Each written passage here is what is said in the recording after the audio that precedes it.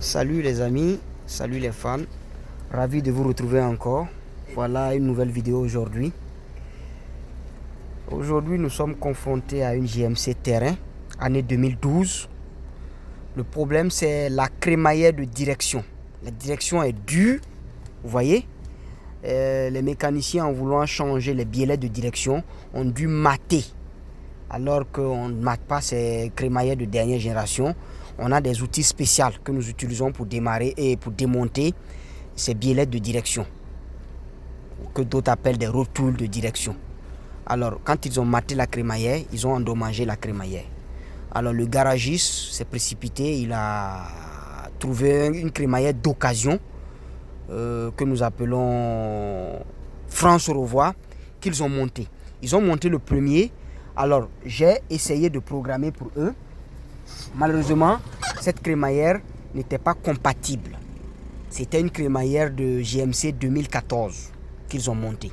Alors, ils sont partis rapidement. Ils ont remis encore une deuxième crémaillère. Et la crémaillère qu'ils ont montée actuellement, il y a un problème sur cette crémaillère. La crémaillère est défectueuse. Alors, moi, le programmeur, qu'est-ce que je deviens dans tout ça? C'est moi qui suis perdant ou c'est le mécanicien qui doit être perdant? Puisque moi, je me charge de programmer. Alors que si vous reprogrammez par exemple la crémaillère et qu'il s'avérait qu'elle est défectueuse, les jetons sont consommés. Le temps que vous avez mis pour vous concentrer sur la programmation est consommé. Le hic de la chose, on ne peut jamais savoir que la crémaillère est bonne ou pas sans avoir programmé. Voilà le problème. Nous ne sommes pas dotés de cette technologie de confirmer l'état de la crémaillère, si elle est bonne ou si elle n'est pas bonne. Il faut tout d'abord programmer avant de confirmer si elle est fonctionnelle ou pas. Et c'est un peu difficile. Et nous, les programmeurs, nous souffrons. Et je vais vous montrer un peu. J'ai fait un diagnostic. Je n'ai pas encore programmé. Voilà ce que je suis en train de constater. Vous allez voir ici le code de défaut. Power Steering Control Module. Voilà, vous voyez le C0 545. Steering. Well, torque, sensor, malfonction. Vous lisez.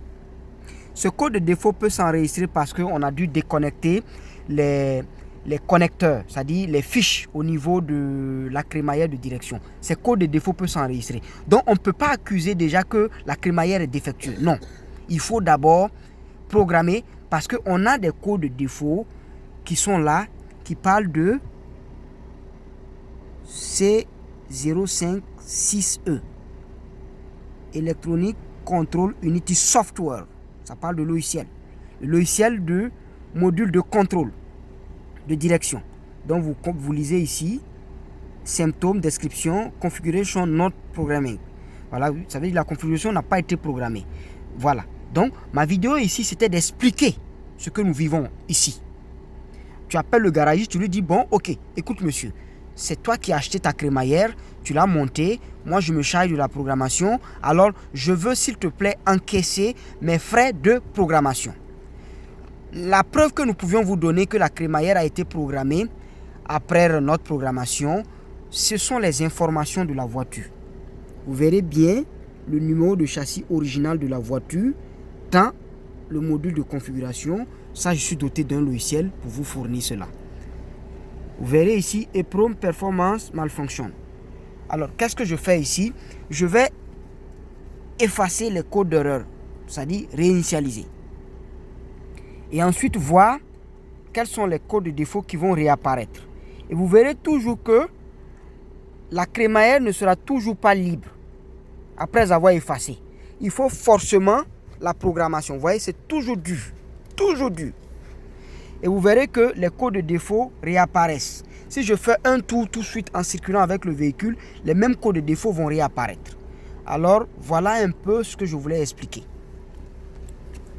Donc, en grosso modo, toujours confier l'achat de votre crémaillère au technicien qui se dit programmeur. Comme ça, s'il vous vend une crémaillère qui n'est pas fonctionnelle, alors il ne va pas vous amputer les frais de programmation puisque c'est lui qui a fourni la pièce. Alors si vous l'achetez vous-même et que vous venez vous demander un service de programmation, attendez-vous à une facture que vous devez payer même si votre crémaillère n'était pas bonne. Voilà. Et aussi éviter ces garagistes qui vont vous duper, prendre votre argent, vous dire qu'ils peuvent programmer la crémaillère, mais qu'ils ne pourront pas le faire. Ici, chez nous, au garage La Référence NTA, nous sommes en mesure de vous fournir les preuves de programmation avec toutes les informations, y compris pour vous rassurer qu'on ne vous a pas soutiré de l'argent pour rien. Voilà. Je vais vous montrer un peu. C'est une crémaillère neuve. En fait, je suis tout le temps victime de ces trucs. Ces garagistes me fatiguent et ils ne veulent souvent pas comprendre. Donc, c'est un peu ça. Et c'est révoltant. Vous voyez, quand vous êtes un jeune entrepreneur et vous débutez une activité, et puis les plus anciens viennent vous amputer des pertes, vous pouvez comprendre ce que ça fait. Voilà.